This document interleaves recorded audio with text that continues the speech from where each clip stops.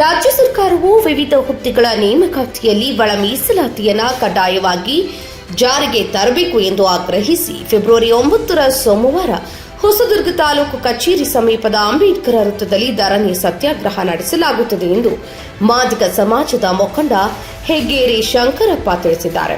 ಹೊಸದುರ್ಗ ಪಟ್ಟಣದ ಪ್ರವಾಸಿ ಮಂದಿರದಲ್ಲಿ ಶನಿವಾರ ನಡೆದ ಮಾದಿಗ ಸಮಾಜದವರ ಸಭೆಯಲ್ಲಿ ಮಾತನಾಡಿದ ಅವರು, ಹಳೆಯ ಮೀಸಲಾತಿ ವ್ಯವಸ್ಥೆಯ ಆಧಾರದಲ್ಲಿ ಸರ್ಕಾರಿ ಹುದ್ದೆಗಳ ನೇಮಕಾತಿಗೆ ಮುಂದಾಗಿರುವ ಮುಖ್ಯಮಂತ್ರಿ ಸಿದ್ದರಾಮಯ್ಯ ಹಾಗೂ ಸಮಾಜ ಕಲ್ಯಾಣ ಸಚಿವ ಎಚ್.ಸಿ. ಮಹದೇವಪ್ಪ ಅವರ ಕ್ರಮವು ವಿಶೇಷ ವರ್ಗದ ಪರವಾಗಿ ಮಣೆ ಹಾಕಿದಂತಾಗಿದೆ ಎಂದು ಆರೋಪಿಸಿದರು.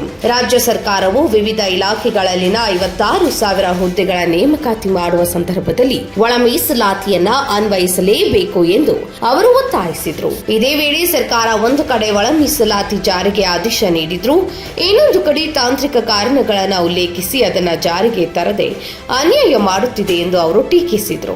ನಾಗಮೋಹನ್ ದಾಸ್ ವರದಿಗೆ ರಾಜ್ಯಪಾಲರು ಅಂಕಿತ ಹಾಕಿದ ನಂತರವೂ ರಾಜ್ಯ ಸರ್ಕಾರ ಇದಕ್ಕೆ ವಿರುದ್ಧವಾಗಿ ನೇಮಕಾತಿ ಪ್ರಕ್ರಿಯೆ ಮುಂದುವರಿಸಲು ಯತ್ನಿಸುತ್ತಿದೆ ಎಂದು ಹೆಗ್ಗೇರಿ ಶಂಕರಪ್ಪ ಹೇಳಿದರು. ಕಳೆದ 35 ವರ್ಷಗಳಿಂದ ಮಾದಿಗ ಸಮಾಜದವರು ಒಳ ಮೀಸಲಾತಿಗಾಗಿ ಹೋರಾಟ ನಡೆಸುತ್ತಿದ್ದು, ಈಗಲಾದರೂ ಸರ್ಕಾರ ನ್ಯಾಯ ನೀಡಬೇಕು ಎಂದು ಅವರು ಆಗ್ರಹಿಸಿದರು. ತಾಲೂಕಿನ ಗೌರವಾನ್ವಿತ ಮಾಧ್ಯಮ ಮಿತ್ರರೇ, ಪ್ರಿಂಟ್ ಮೀಡಿಯಾ ಮತ್ತು ಎಲೆಕ್ಟ್ರಾನಿಕ್ ಮಾಧ್ಯಮದ ಎಲ್ಲ ನನ್ನ ಮಿತ್ರರೇ, ನನ್ನ ಸಮಾಜದ ಮಾದಿಗ ಸಮಾಜದ ಎಲ್ಲ ಮುಖಂಡರುಗಳೇ, ಬಾಬಾ ಸಾಹೇಬ್ ಅಂಬೇಡ್ಕರ್ ಅವರ ಆಶಯದಂತೆ ಈ ದೇಶದಲ್ಲಿ ಯಾರು ತುಳಿತಕ್ಕೆ ಒಳಗಾಗಿದ್ದರು, ಯಾರು ಅಸ್ಪೃಶ್ಯತೆ ಅನ್ನೋ ಹೀನ ಸ್ಥಿತಿಯನ್ನು ಅನುಭವಿಸಿದ್ರು, ಯಾರು ಅಕ್ಷರ ಮತ್ತು ಆರ್ಥಿಕ ರಾಜಕೀಯ ಅವಕಾಶಗಳಿಂದ ವಂಚಿತರಾಗಿದ್ದರು, ಅವ್ರಿಗಾಗಿ ಮೀಸಲಾತಿಯನ್ನು ಕೊಡಬೇಕು ಅನ್ನತಕ್ಕಂಥದ್ದು ಹೋರಾಟದಲ್ಲಿ Baba Saheb doctor B R Ambedkar ಅವರು ಸಂವಿಧಾನದ ಮೂಲಕ ಈ ತುಳಿತಕ್ಕೆ ಒಳಗ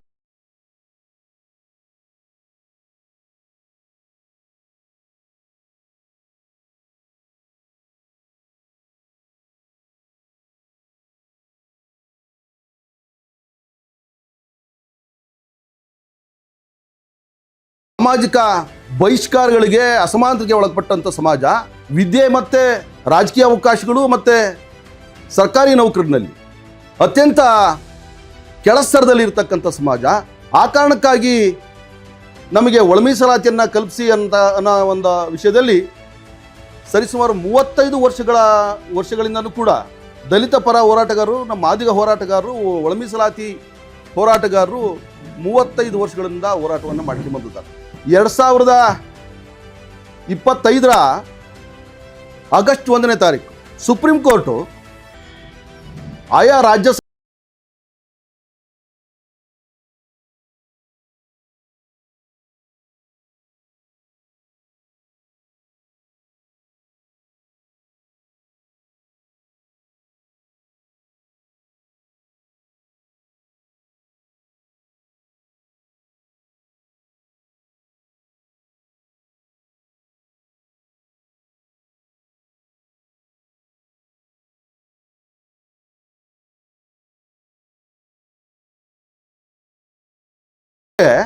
ವಿದ್ಯಾರ್ಥಿಗಳು ಹೋರಾಟ ಮಾಡ್ತಾರೆ ಅನ್ನೋ ಕಾರಣಕ್ಕಾಗಿ 56,432 ಹುದ್ದೆಗಳನ್ನು ತುಂಬುವಂಥ ಸಂದರ್ಭದಲ್ಲಿ ಒಳ ಮೀಸಲಾತಿಯನ್ನು ಹೊರತುಪಡಿಸಿ ಹುದ್ದೆಗಳನ್ನು ತುಂಬತಕ್ಕಂಥ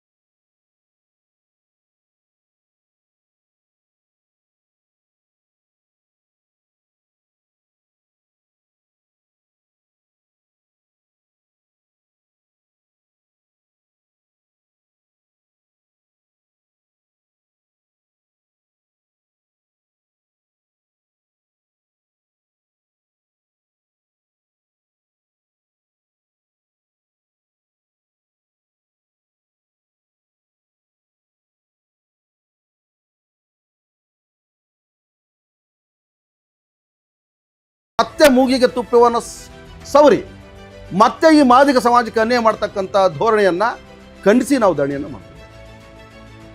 ಇಷ್ಟು ದಶಕ ಕಳೆದರೂ ಕೂಡ ಈ ಸಮುದಾಯಗಳನ್ನು ಬೀದಿ ಕಸ ಗುಡ್ಸೋಕ್ಕೆ, ಮಲ ಹೊರಕ್ಕೆ, ಊರಿನ ಕಸ ಗುಡ್ಸೋಕ್ಕೆ ಇಷ್ಟಕ್ಕೆ ಸೀಮಿತ ಮಾಡ್ತಕ್ಕಂಥದ್ದು ಇಂಥ ಆಧುನಿಕ ಜಗತ್ತಲ್ಲೂ ಕೂಡ ಇನ್ನೂ ಅವರು ಹಾಗೇ ಉಳಿಬೇಕು ಅಂತಕ್ಕಂಥದ್ದು ಧೋರಣೆ ಅಂತ ಅನಿಸ್ತದೆ.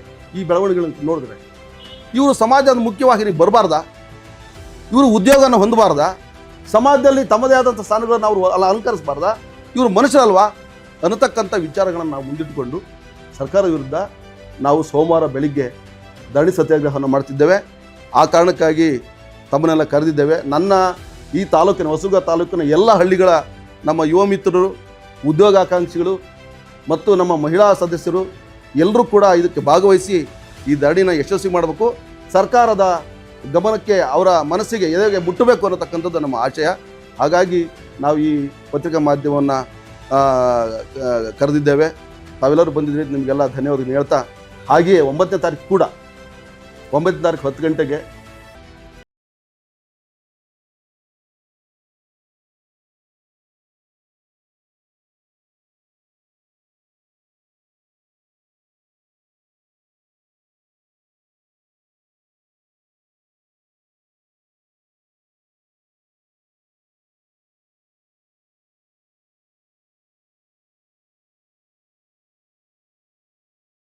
ಎಲ್ಲರಿಗೂ ನಮಸ್ಕಾರ ಮಾಡಿ ನನ್ನ ಮಾತುಗಳನ್ನು ಮುಗಿಸ್ತಾ ಇದ್ದೀನಿ.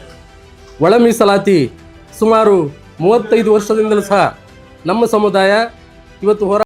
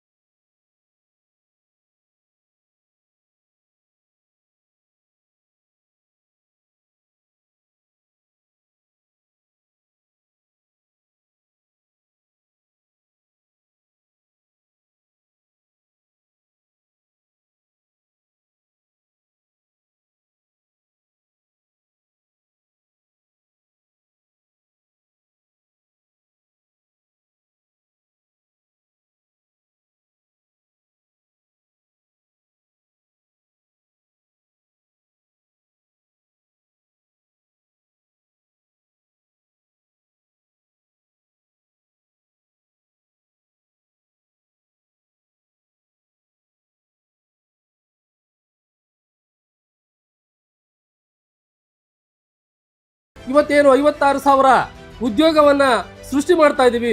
ಆ ಉದ್ಯೋಗವನ್ನ ಒಳ ಮೀಸಲಾತಿಗೆ ಒಳಪಟ್ಟು ಎಲ್ಲರನ್ನು ತಗಬೇಕು.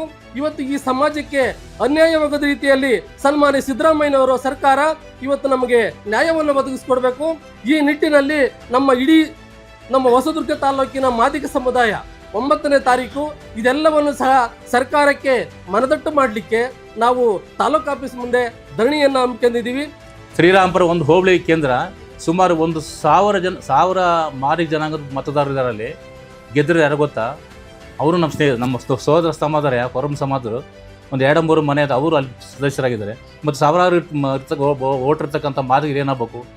ಈ ಒಳ ಮೀಸಲಾತಿ ಏನು ಕೇಳ್ತಿತ್ತಂದರೆ ಜನಸಂಖ್ಯೆ ಆಧಾರದ ಮೇಲೆ ವರ್ಗೀಕರಣ ಅನ್ನೋದು ಬಿಟ್ಟರೆ ಅವ್ರನ್ನು ಬೇರೆ ಸಮಾಜ ತೆಗಿಬೇಕು ಅನ್ನೋ ಉದ್ದೇಶ ನಮ್ಮಲ್ಲಿ ಯಾವತ್ತೂ ಇಲ್ಲ. ಕರ್ನಾಟಕದಲ್ಲಿ ರಾಜ್ಯದಲ್ಲಿ ಒಲೆಯರಿಗೆ ಅನ್ಯಾಯ ಆದಾಗ ಮಾದಿಗರು ಹೋರಾಟ ಮಾಡಿದ್ದೀವಿ, ಲಂಬಾಣಿಯರಿಗೆ ಅನ್ಯಾಯ ಆದಾಗ ಮಾದಿಗರು ಹೋರಾಟ ಮಾಡಿದ್ದೀವಿ, ಲಿಂಗಾಯತರಿಗೆ ಅನ್ಯಾಯ ಆದಾಗ ಮಾದಿಗರು ಹೋರಾಟ ಮಾಡಿದ್ವಿ, ಒಳ ಮೀಸಲಾತಿಗೆ ಹೋರಾಟ ಮಾಡಿದ್ವಿ, ಬಗರುಕಂ ಸಾಗದಾರಿಗೆ ಹೋರಾಟ ಮಾಡಿದ್ವಿ, ಹೆಂಡ ಬೇಡ ಭೂಮಿ ಬೇಕು ಹೋಬಳಿಗೊಂದು ಸುಶೀಲತೆ ಹೋರಾಟ ಮಾಡಿದ್ವಿ. ಅಪ್ಪರ್ ಭದ್ರಕ್ಕಾಗಿ ಪ್ರಪ್ರಥಮ ಹೋರಾಟ ಮಾಡಿದ್ದೆ ನಾವು. ಕೋದಂಡರಾಮರು ಹೋರಾಟ ಪ್ರಾರಂಭ ಮಾಡಿದ್ರು. ಆನಂತರ ಅದರ ಜವಾಬ್ದಾರಿ ನಮಗೆ ಕೊಟ್ಟು ನಾವು ಇಡೀ ಜಿಲ್ಲೆ ಎಲ್ಲ ಕೇಂದ್ರಗಳಲ್ಲೂ ಅಪ್ಪರ್ ಭದ್ರಗೂ ಕೂಡ ನಮ್ಮದು ಶ್ರಮ ಇದೆ. ಹೀಗಾಗಿ ಒಂದು ಸಮಾಜದ ಪರವಾಗಿ ಹೋರಾಟ ಮಾಡ್ತಾ ಈ ಸಮುದಾಯಕ್ಕೆ ಒಳ ಮೀಸಲಾತಿಯನ್ನು ಜಾರಿ ಮಾಡಲೇಬೇಕು. ನಾವು ಯಾವುದೇ ಜನಾಂಗದ ವಿರೋಧಿ ಅಲ್ಲ, ಯಾವುದೇ ಪಕ್ಷದ ವಿರೋಧಿ ಅಲ್ಲ. ಇದು ನಮಗೆ ಜನಸಂಖ್ಯೆ ಆಧಾರದ ಮೇಲೆ ಕೊಡಬೇಕು ಅನ್ನೋ ಉದ್ದೇಶ ಬಿಟ್ಟರೆ ಬೇರೆ ಮತ್ತೆ ಯಾವುದೇ ಇಲ್ಲ. ದಯಮಾಡಿ ಮೊನ್ನೆ ಸಿದ್ದರಾಮಯ್ಯರು ಕೂಡ ಮತ್ತು ಸನ್ಮಾನ್ಯ ಡಿ ಕೆ ಶಿವಕುಮಾರ್ ಇರ್ಬೋದು, ಮತ್ತು ನಮ್ಮ ಬೇರೆ ಸಮಾಜ ನಮ್ಮ ಅನೇಕ ಜನ ಸಚಿವರು ಎಲ್ಲರೂ ಕೂಡ ಒಗ್ಗೂರಿನ ಮಾತಾಡಿ ಒಳ ಮೀಸಲಾತಿ ಖಂಡಿತ ಸಮಗ್ರವಾಗಿ ಸಂಪೂರ್ಣವಾಗಿ ಜಾರಿ ಮಾಡಬೇಕು. ಏನು ಇವತ್ತು ಸರ್ಕಾರಿ ನೌಕರನ್ನು ನೇಮಕ ಮಾಡ್ತೀವಿ ಅದನ್ನು ಒಳ ಮೀಸಲಾತಿ ಒಳಗೊಂಡಂತೆ ಮಾಡಬೇಕು ವಿನ ಅದು ಒಳ ಮೀಸಲಾತಿ ಬಿಟ್ಟು ನೀವು ಮಾಡೋದು ಖಂಡಿತ ಬೇಡ. ದಯಮಾಡಿ ಒಳ ಮೀಸಲಾತಿ ಆದಷ್ಟು ಬೇಗ ಜಾರಿ ಮಾಡಬೇಕು ಅಂತ ಕೇಳ್ತಾ ನನ್ನ ಮಾತನ್ನು ಮುಕ್ತಾಯ ಮಾಡ್ತೀನಿ. ನಾಳೆ ನಡೆಯಲಿರುವ ಒಳ ಮೀಸಲಾತಿಯ ಹೊಸದುರ್ಗ ತಾಲೂಕಿನ ಧರಣಿ ಕಾರ್ಯಕ್ರಮಕ್ಕೆ ಹೊಸದುರ್ಗ ತಾಲೂಕಿನ ಮಾದಿಗ ಸಮಾಜದ ಎಲ್ಲ ಯುವಕರು ಇವತ್ತು ಎಲ್ಲರೂ ಸಿಡಿದೆದ್ದಿದ್ದಾರೆ. ಇಡೀ ರಾಜ್ಯಾದ್ಯಂತ ಸಿಡಿದೆದ್ದಿದ್ದಾರೆ. ಆ ಹೊಸದುರ್ಗ ತಾಲೂಕು ಮಾತ್ರ ಮನೆಗಿದೆ. ನಮ್ಮ ಯುವಕರು ಎಲ್ಲಿದ್ರೂ ಸೋಮವಾರ ದಿನ ಎಲ್ಲ ಕೆಲಸ ಕಾರ್ಯಗಳನ್ನು ಬದಿಗೊತ್ತಿ ತಾಲೂಕು ಮಟ್ಟದ ಈ ಕಾರ್ಯಕ್ರಮವನ್ನು ಯಶಸ್ವಿ ಮಾಡಬೇಕು. ಯಾಕಂದರೆ ಒಳ ಮೀಸಲಾತಿ ಆದರೂ ಮಾತ್ರ ನಾವು ಬದುಕಕ್ಕೆ ಸಾಧ್ಯ. ಇಲ್ಲಿ 35ರಿಂದ 40 ವರ್ಷಗಳ ಹೋರಾಟ ಇವತ್ತು ಇಡೀ ರಾಜ್ಯಾದ್ಯಂತ ಎಲ್ಲ ಪ್ರತಿಯೊಂದು ಜಿಲ್ಲೆ, ತಾಲೂಕು, ಹಳ್ಳಿಯಿಂದ ಇವತ್ತು ಜನ ಎದ್ದು ಇವತ್ತು ರಾಜ್ಯಾದ್ಯಂತ ಹೋರಾಟ ಮಾಡ್ತಿದೆ. ನಮ್ಮ ತಾಲೂಕು ಮಾತ್ರ ಮನೆಗಿದೆ.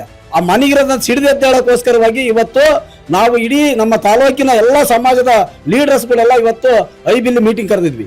ಈ ಮೀಟಿಂಗ್ ಕರೆದ ಉದ್ದೇಶ ಇಷ್ಟೇ, ನಾವು 9ನೇ ತಾರೀಕು 10 ಗಂಟೆಗೆ ತಾಲೂಕು ಆಫೀಸ್ ಮುಂದೆ ಧರಣಿ ಕುತ್ಕೊಂತ ಇದ್ವಿ. ನಮಗೆ ಒಳ ಮೀಸಲಾತಿ ಆಗತಕ್ಕ ನಾವು ಎದ್ದೇಳಬಾರ್ದು ಅಂತಂದೇಳಿ ಒಂದು ನಿಶ್ಚಲವಾದಂಥ ನಾವು ಮನಸ್ಸನ್ನ ಗಟ್ಟಿಯಾಗಿ ಇಡ್ಕೊಂಡು ಪ್ರತಿಯೊಂದು ಹಳ್ಳಿಯಿಂದ ಸ್ತ್ರೀಶಕ್ತಿ ಸಂಘ ಇರ್ಬೋದು, ಮಹಿಳಾ ಸಂಘ ಇರ್ಬೋದು, ನಮ್ಮ ಸಂಘಟನೆಗಳು ಇರ್ಬೋದು, ಎಲ್ಲ ಸಂಘಟನೆಗಳು ಒಗ್ಗೂಡಿ ಈ ಕಾರ್ಯಕ್ರಮವನ್ನು ಯಶಸ್ವಿಗೊಳಿಸಿ ಸರ್ಕಾರಕ್ಕೆ ಇವತ್ತು ಬಿಸಿ ತುಪ್ಪವನ್ನು ಮುಟ್ಟಿಸ್ಬೇಕಾಗಿದೆ ನಾವು.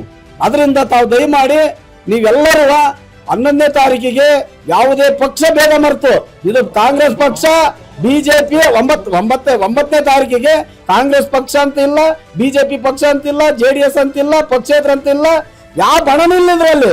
ನಮ್ಮ ಮಕ್ಕಳ ಭವಿಷ್ಯಕ್ಕೋಸ್ಕರವಾಗಿ, ನಮ್ಮ ಮಕ್ಕಳ ಉದ್ಧಾರಕ್ಕಾಗಿ ಇವತ್ತು ನಾವೆಲ್ಲ ಎಷ್ಟು ಕಷ್ಟ ಬಿದ್ದಿದ್ವಿ. ಇವತ್ತು ಎಚ್ಚೆತ್ಕೊಳ್ಳಕ್ಕೆ ಇವತ್ತು ಭಗವಂತ ಇವತ್ತು ದಾರಿ ಕೊಟ್ಟಿದ್ದಾರೆ. ಎಲ್ಲರೂ ಒಗ್ಗಟ್ಟಾಗಿದ್ದಾರೆ. ನಾವು ಒಗ್ಗಟ್ಟಾಗಬೇಕು. ನಾವೆಲ್ಲ ಪಕ್ಷ ಭೇದ ಮರೆತು ಇವತ್ತು ಈ ಕಾರ್ಯಕ್ರಮವನ್ನು ಯಶಸ್ವಿ ಮಾಡ್ಬೇಕು. ನೀವು ಯಾವುದೇ ಸಮಸ್ಯೆ ಇದ್ರು 108 ಸಮಸ್ಯೆ ಇರಲಿ, ನಿಮ್ಮವು ಮನೆಯಾಗ 1000 ಬದುಕಿರ್ಲಿ, ಯಾವುದೇ ಒಂದು ದಿನ ನಮ್ದೆಲ್ಲ ಹಿಂದುಳಿದು ನಮ್ಮ ಮಕ್ಕಳಿಗೋಸ್ಕರ ಮುಂದಿನ ಪೀಳಿಗೆಗೋಸ್ಕರ ನಾವು ಇವತ್ತು ಪಣ ತೊಡಬೇಕಾಗಿದೆ. ಸರ್ಕಾರಗಳು ಅನೇಕ ಕೋಟಿಗಟ್ಟಲೆ ದುಡ್ಡು ಖರ್ಚು ಮಾಡಿ ಸದಾಶಿವ ಆಯೋಗವನ್ನು ರಚನೆ ಮಾಡಿದೆ ಮತ್ತು ನಾಗಮೋಹನ್ ದಾಸ್ ವರದಿಯನ್ನು ರಚನೆ ಮಾಡಿದೆ. ಮತ್ತು BJP ಸರ್ಕಾರ ಬಂದಂಥ ಸಂದರ್ಭದಲ್ಲಿ ಇವತ್ತು ನಮ್ಮ ಮಾಧುಸ್ವಾಮಿ ಅಧ್ಯಕ್ಷತೆಯಲ್ಲಿ ವರದಿಯನ್ನು ಕೊಟ್ಟಿದೆ ಸರ್ಕಾರಕ್ಕೆ. ಆದರೆ ಇವತ್ತು ಕೂಡ ಅದನ್ನು ಕೂಡ ಗಮನ ಹರಿಸ್ದಂಗೆ BJP ಸರ್ಕಾರ ಇದ್ದಂಥ ಸಂದರ್ಭದಲ್ಲಿ ಇವತ್ತು ನಾಗಮೋಹನ್ ದಾಸ್ ವರದಿ ಮತ್ತು ಸದಾಶಿವ ಆಯೋಗ ವರದಿ ಮಾದಿಗರಿಗೆ 6% ಕೊಡಬೇಕು, ಇತರೆಯವರಿಗೆ 5% ಕೊಡಬೇಕು, 4% ಕೊಡಬೇಕು, ಭಾಳಷ್ಟು ಸಣ್ಣ ಕಮ್ಯುನಿಟಿ ಅವರಿಗೆ 1% ಕೊಡಬೇಕು ಅಂತೇಳಿ ಈ ಇಡೀ ಸಮಾಜ ಯುವಕರಿಂದ ಹಿಡಿದು ಮಹಿಳೆಯರಿಂದ ಹಿಡಿದು ಮಹಿಳಾ ಸಂಘಟನೆಗಳಿಂದ ಹಿಡಿದು ಎಲ್ಲರೂ ಕೂಡ ಸೋಮವಾರ ನಡೀತಕ್ಕಂಥ ಧರಣಿ ಕಾರ್ಯಕ್ರಮಕ್ಕೆ ಇಡೀ ತಾಲೂಕಿನ ಮಾದಿಗ ಸಮಾಜ ಸಹಕರಿಸಬೇಕು, ಸಹಾಯ ಮಾಡಬೇಕು ಅಂತೇಳಿ ಸಮಾಜಕ್ಕೆ ಮನವಿಯನ್ನು ಮಾಡ್ತಾ ಇದ್ದೇನೆ. ಬಂಧುಗಳೇ, ಮಾದಿಗ ಸಮಾಜದ ಬಂಧುಗಳೇ, ತಾಲೂಕಿನ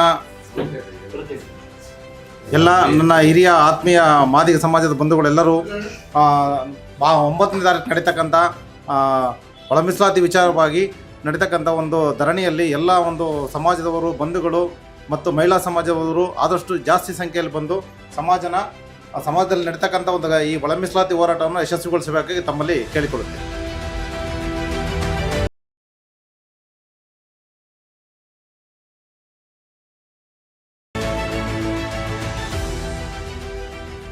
ಈ ಸಭೆಯಲ್ಲಿ ಜಿಲ್ಲಾ ಪಂಚಾಯಿತಿ ಮಾಜಿ ಉಪಾಧ್ಯಕ್ಷ ಆರ್ ರಾಜಪ್ಪ, ಇಟ್ಟಿಗೆಹಳ್ಳಿ ದಲಿತ ಸಂಘರ್ಷ ಸಮಿತಿ ಹೋರಾಟಗಾರ ಕೈನಡು ಚಂದ್ರಪ್ಪ, ಬೆಲಗೂರು ರಾಕಯ್ಯ, ಆದ್ರಿಕಟ್ಟೆ ಜಿ ಕುಮಾರಪ್ಪ, ಕೃಷ್ಣಮೂರ್ತಿ ಬಳ್ಳಾರಿ, ನಾಕಿಕೇರಿ ಮೂಡಲಗಿರಿ, ಪೀರಾಪುರ ಕಂಟೇಶ್, ಗಿರೀಶ್, ದೊಡ್ಡಘಟ್ಟ ರಾಮಚಂದ್ರ ಸೇರಿದಂತೆ